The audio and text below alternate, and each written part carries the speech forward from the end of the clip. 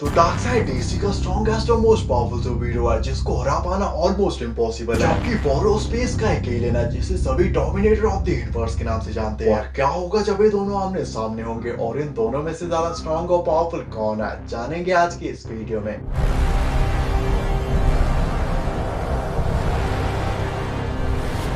さあ、俺のせいに刺激を与えてくれ。 Can it be true that you have found it?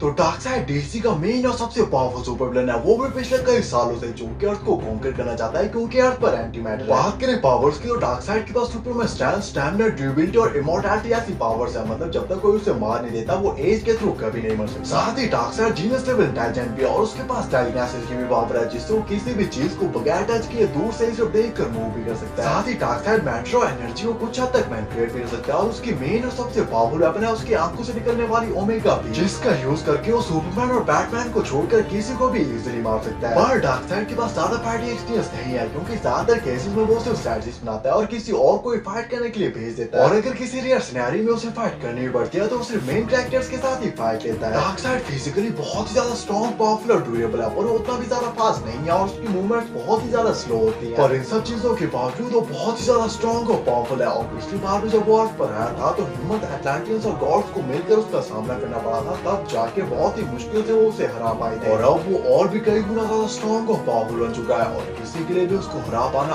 Almost impossible है। जबकि बात करें बोरोस की, तो बोरोस स्पेस से आया हुआ एक एलियन था जिसे सभी डोमिनेटर ऑफ द यूनिवर्सेस के नाम से जानते थे, और वो भी साइतामा की तरह वीक ओपोनेंट्स के साथ फाइट कर करके बोर हो चुका था और एक टफ फाइट और चैलेंज की तलाश में था जो कि उसे अर्थ पर मिली। बोरोस डार्क मैटर थीव्स के साथ अर्थ पर आया था, जो कि एलियंस का एक ग्रुप था जिसने आते ही पूरी की पूरी सिटी को डिस्ट्रॉय कर दिया था। बोरोस सिंपली बहुत ही ज्यादा ओवरपावर्ड, स्ट्रॉन्ग और पावरफुल था, जिससे लोगों की लाइफ या डिस्ट्रक्शन से कोई भी फर्क नहीं पड़ता था जब तक उसे एक अल्टीमेट फाइट मिल रही है। और वो अर्थ पर आया था सिर्फ एक प्रोफेसी के चलते, जिसके हिसाब से उसे जो चाहिए वो उसे अर्थ पर मिलने वाला था। साइतामा बोरोस को बंद करता है जिससे कोई भी मॉन्स्टर इजीली मर सकता था, पर बोरोस का सिर्फ आर्मर टूटता है जो कि उसकी इंजन और लिमिटलेस पावर्स को लिमिट में रख रहा था, जिससे बोरोस की ट्रू पावर्स अनलीश होगी और उसने एक ही पंच में साइतामा को मून पर पहुंचा दिया। और साइतामा पूरी तरह से अनफेज था और उसे कुछ नहीं होता क्योंकि ऑब्वियसली वो साइतामा है, पर अगर वहां पर कोई भी और दूसरा कैरेक्टर होता तो ये फाइनल ब्लो होता और ये फाइट वहां पे खत्म हो जाती। बोरोस के पास रीजनरेशन की भी पावर है जिससे वो अपनी बॉडी के 1000 टुकड़ों को भी कुछ ही सेकंड्स में हील कर सकता है और ऐसे ही फाइट कर सकता है जैसे कुछ हुआ ही ना। और उसका फाइनल और सबसे पावरफुल अटैक था द कोलैप्सिंग स्टार रॉरिंग कैनन, जो कि